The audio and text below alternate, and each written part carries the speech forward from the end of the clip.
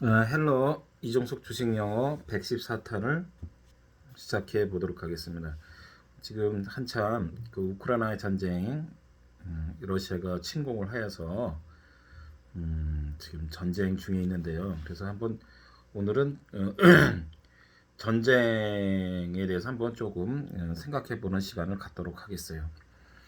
어, 전쟁은 이제 뭐 그 보면은 전쟁론이라고 해서 그 대표적인 책인데요. 나폴레옹 전쟁을 겪은 프로이센의 군사학자 어, 카를돌 클라우 제네치가 저자를 했는데요. 이분은 끝까지 완성을 못하고 콜레라인가 때문에 사망을 했다고 합니다. 이 책에서 강조한 것은 무게중심, 센터 오브 그래비티의 개념, 다시 말해서 전력을 분산시키는 것을 지향하고 지양입니다. 적의 중심을 공략하는 데 집중해야 승리를 얻을 수 있다는 것을 강조하였다고 합니다. 그래서 나폴레옹 전쟁 이후 국력의 결집 유무가 전쟁의 승패에 영향을 끼친다는 것을 또 강조하고 있다고 합니다. 그래서 전쟁은요, 그 삼위일체가 잘 혼성돼서 결합이 되어야 또 그런 어떤 전쟁 폭력성이 나타나게 되고 또 승리를 이끌 수 있다라는 전쟁 삼일체론을 또 주장하기도 하였는데요. 그 첫 번째 우두머리에 있는 것이 정치성이고 그 다음에 폭력성, 그 다음 세 번째가 개연성인데요. 정치성이라는 것은 그 나라의 정부와 정치가 지금 이 러시아로 따지면 푸틴 러시아 대통령을 얘기하겠죠. 정치가 그래서 그거를에 따라서 달려지는데 이것은 이성에 해당되는 거랍니다. 그 전쟁을 전반적으로 하는 이성적인 판단. 그 다음에 폭력성이라는 것은 국민의 전반적인 정서를 분위기를 그렇게 또 이끌어 가야만이 이건 뭐 소위 뭐 해가는 뭐 정당성 같은 거를 얘기하는 것 같습니다. 그래서 국민들이 그만큼의 당연히 이번에는 전쟁을 일으킬 만해 하는 어떤 호전적인 전쟁 폭력성을 갖게 되게 만들어지는 것이 중요하다는 것이고 세 번째로 개연성인데요.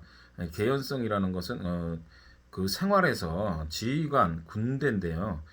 이런 것을 뭐 북한 같은 경우는 전 인민의 뭐 간부화 뭐 이런 그런 일종의 그런 겁니다. 그럼 그런 군복을 평상시대에 많이 일상생활에서 개연을 시켜서 군복 같은 거를 이렇게 일반 국민들에게도 자주 입히고 지휘권을 간복시키로 하면서 그, 그런 열성을 불러일으키는 그런 국가에 대한 그 열성을 일으키는 그런 것이 삼박자가 잘 되면은 그것이 바로 경이로운 삼위일체가 되는 것이다 라고 말하고 있다는 것입니다. 이 전쟁론 책은요, 러시아 도서관에 2차 대전 일어나고 나서 소련의 그 도서실인가를 이렇게 보니까 최소 한 권 이상이 소지되어 있었고 공산주의 혁명의 핵심이던 블라디미르 레닌조차도 이 책을 수차례 반복해서 읽고 읽었다는 것 사실이고요. 그 다음에 중국의 마오쩌둥도 여러 번 읽고요. 여기에 그 손자병법 등과의 그 결합에 의해서 결합하여서 특유의 게릴라전을 만든 그런 정도의 어떤 이 전쟁론 나폴레옹 전쟁에서 겪었던 사람이 그 가치를 그만큼 지금 얘기하는 것입니다. 그래서 이 전쟁은요, 어떻게 발발이 되느냐라고 했을 때, 그 무슨 뭐라 그래요? 자국의 의지를 상대 국가에게 강요하기 위한 폭력적인 행위다라는 거예요. 자국의 의지를 상대 국가에게 강요하기 위한 폭력적인 행위다. 그래서 war is an act of violence intended to impose one's will on another. 그래서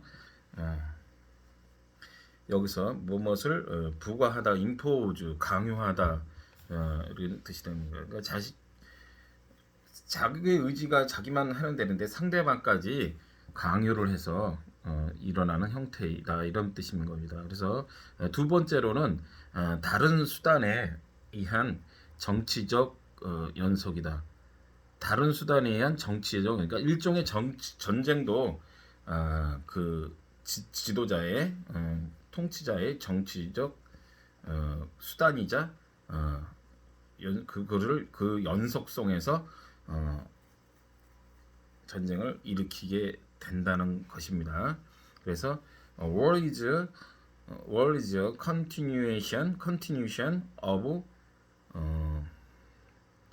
politics for other means 이렇게 해서 영어를 표현할 수 있는데요.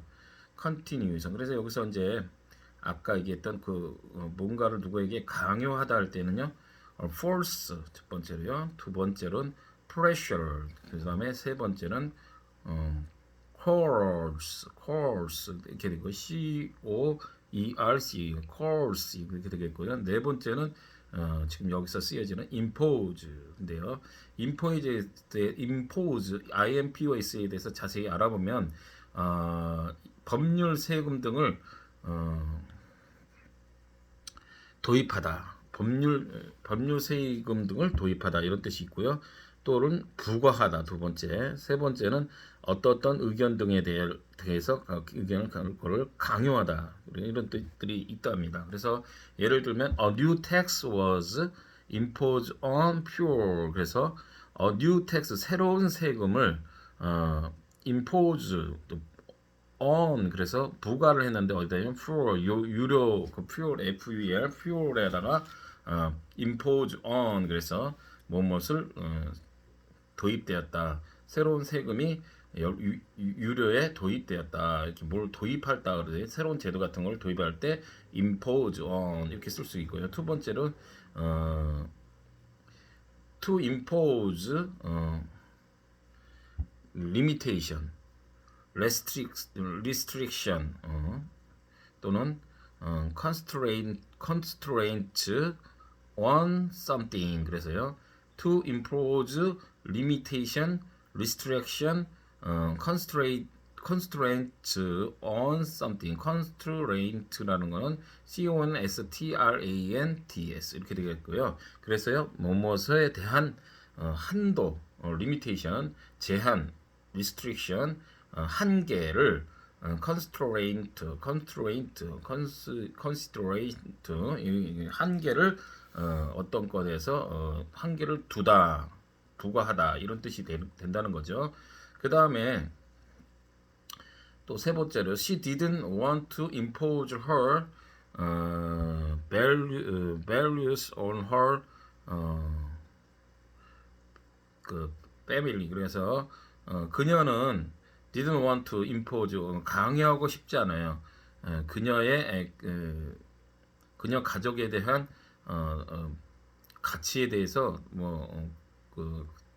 또 강요하고 싶지 않다 이럴 때 쓸 수 있는 거고요.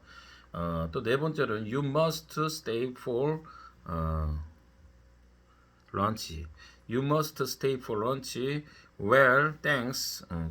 But I don't want to impose. 그래서 당신은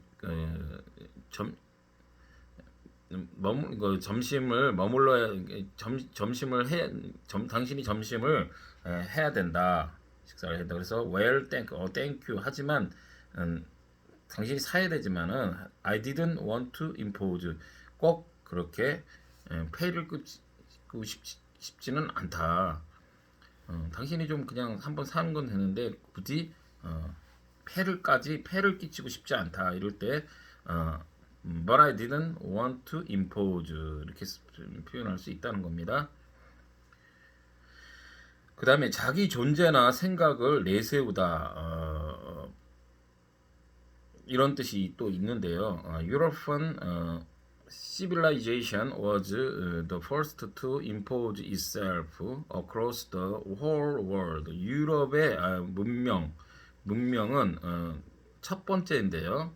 To impose himself, 자기 자신을 내세운 첫 번째 사례라 이거예요.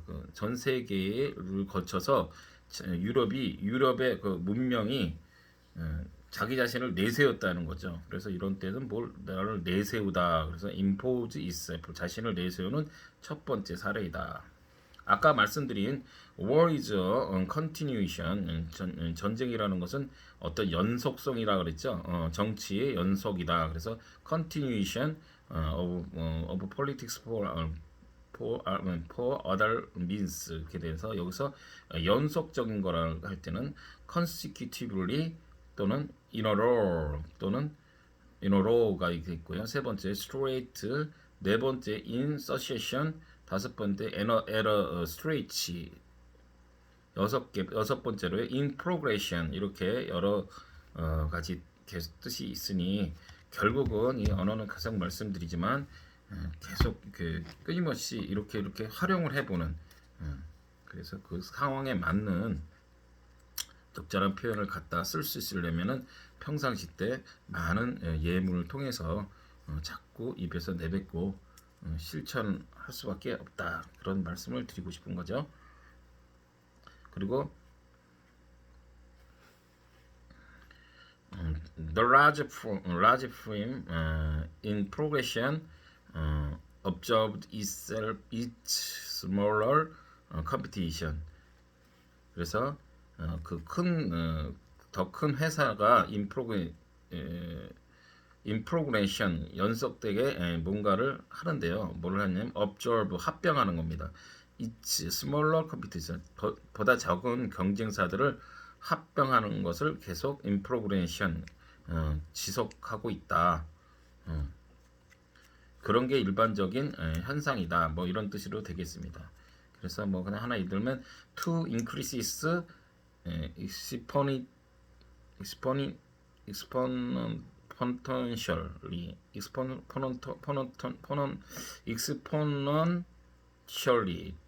그래서 exponentially 그래서 기하급수적으로 증가하다. 그래서 to increase its exponentially 이렇게 되는 겁니다. 그래서 이제 이렇게 쭉 말씀을 드려봤고 이제 그래서 그러면 결국은 우리가 한번 전쟁의 그런 본질은 뭐냐 그래서 알아보겠습니다. Now let's learn about the initiation of the world. 그래서요 그 예로 대표적인 예로 우리 생물이나 곤충 중에서 가장 대표적인 예를 보면 개미가 있는데 이 개미는요 개미의 먹이 경쟁은 당연히 생물들에게 있어서 생물학적인 요인인 거죠. 그래서 competition for food is of course a biological factor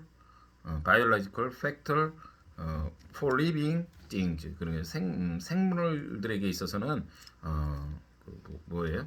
생물학적인 요인이다. 우리가 사용하고 있는 생물학적, 정치적, 본능적 이러한 용어들은 인간이 만들어낸 어떤 개념에 불과한 것이다. 그러죠.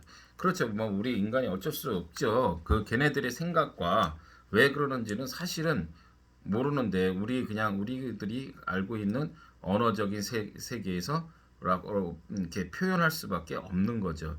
근데 가만히 보면은 이 개미들에게 있어서 넓게 보면 말이에요.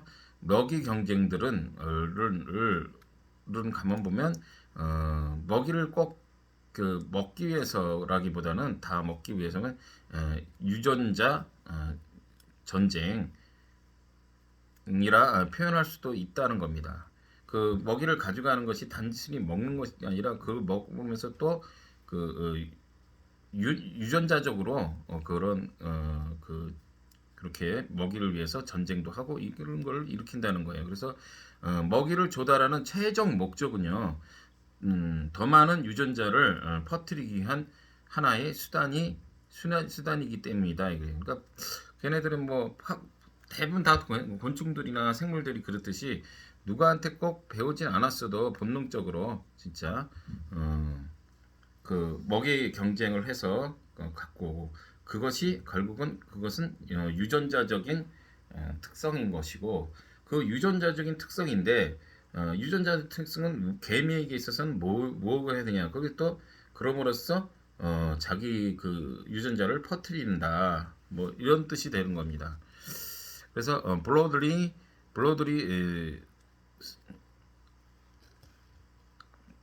그 spread speaking for ants their competition for food can be expressed as a genetic competition. 그래서 the ultimate goal of an act procuring food 그러면은 그 뭐야? 조달하는 그 음식을 조달하다 할 때 procuring food 음식을 조달하는 것은 is a means to spread more gene 그 어떤 spread 퍼뜨린다 이거죠. 그 뭐야? 더 많은 genes 유전자를 퍼뜨리는 데 있어서 것이다. 뭐가요? procuring food이 그래서 음식 조달하는 거 있어서 한 것이다. 그러니까 우리 그래서 제가 이 말씀을 드리는 거는 인간이 그 전쟁을 일으키는 이유와 이런 일반 곤충들이나 생물들이 먹이를 하면 그저 구해지는 것이 아니죠. 다 그네들도 가만 보면 또 어떤 다른 이와의 싸움을 통해서라도 그거를 획득하거나 취득하는 그런 현상들이 벌어지기 때문에 그런데 그러한 것들이 우리 인간의 말 표현으로는 잘은 모르지만 그냥 그것을 본능적이다 뭐 이런 표현이라 하지만 그 나름대로의 또 생물학적인 것도 있지만 걔네들 나름대로는 또 그 세계에서에는 무슨 정치적인 것도 있을 수 있다. 왜냐면 그 개미 같은 벌 같은 것도 뭐 여왕벌이 하나 있어야지 그걸 중심으로 그렇게 또 뭉쳐서 이렇게 또 일을 하고 그러지 않습니까? 개미도 뭐 마찬가지 여왕개미 뭐 있듯이요. 그런 맥락인 거라고 해서 한 번쯤 그냥 말을 해 보았고 그 핀란드 잠깐 그때 핀란드에서 연석해서 잠깐하면 얘네들은 이 나라는 수호미라 그래서 수호미는 뭐냐? 수는 호수를 얘기하고요. 미는 땅이라 해서 그 호수의 땅이라고 할 만큼 많은 호수를 갖고 있는데 이 핀란드는 18만 개에 해당하는 그런 많은 호수들을 갖고 있답니다. 그리고 영하 20도의 날씨에도 북극해에 몸을 맡기고 수영하고 나서 사우나를 즐기는데요. 핀란드 사우나가 굉장히 유명하죠. 이들은 하나의 사우나를 문화라는 개념까지 생각하고 있다고 하고요. 사리센카라는 곳에 가보면요. 그 뭐죠? 여기는 이제 셀카 가보면 그 촛불다리라고 그래서요. 촛불다리에 촛대를 1년에 절반가량을 불을 키워놓고 있어서 왜 그러냐면은 그 까모스라 그랬어요. 해가 뜨지 않는 땅. 그런데 거의 그 9개월 가까이나 뭐 겨울이라고 그래서 해가 뜨지 않는다. 극야 뭐 이렇게 그쪽은 그런 현상들이 많이 있다고 그랬죠.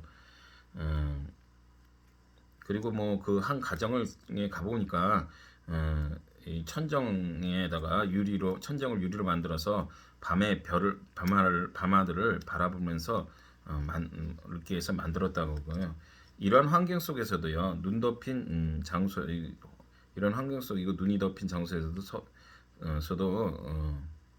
그 뭐야 전기차를 충전하는 시설이 있다는 것에 좀 놀라웠고요. 또 오로라를 하늘에서 이렇게 또 볼 수가 있는데요. 가끔 잘 볼 수 있는 건데요. 어, 뭐죠? 그 오로라라는 것은요, 라틴어로 새벽이라는 뜻이랍니다. 새벽. 라틴어 오로라는 새벽인데 여명이신 이 아우로라 그리스 신화 에오스의 이름을 따서 유래했다고 하고요. 이 오로라 현상은 단순하게 말씀드리면 태양에서 방출된 대전업자 플라즈마라고 하는데요. 이 일부가 지구의 자기장에 이끌려 대기열에 진입하면서 공기 분자와 반응하여 빛을 내는 그런 현상이라고 합니다. 그래서 이 태양은 항상요 양성자와 전자들을 등호를 이루어진 대전입자 양성자와 전자들로 이루어진 이거를 대전입자인데요, 을 방출하고 있다고 합니다. 그래서 그렇게 할 수가 있고요. 또 뭐 하나 또 말씀드리면 사보린나라는 곳이 있는데요. 핀란드 남동부 지역에 위치한 도시로 핀란드 최대의 호수 사이마호 안에 있다는데요. 이 사이마호는요 핀란드의 최대의 호수이자 빙하 시대에 형성된 호수로 전체 면적이 4,400km 제곱이나 되고요. 유럽에서도 가장 멋진 뭐 호수 중에 하나라고 한다고 합니다. 거기에는 그 유명한 올라빈나 성이라는데 올라빈 린나 성이 있는데요.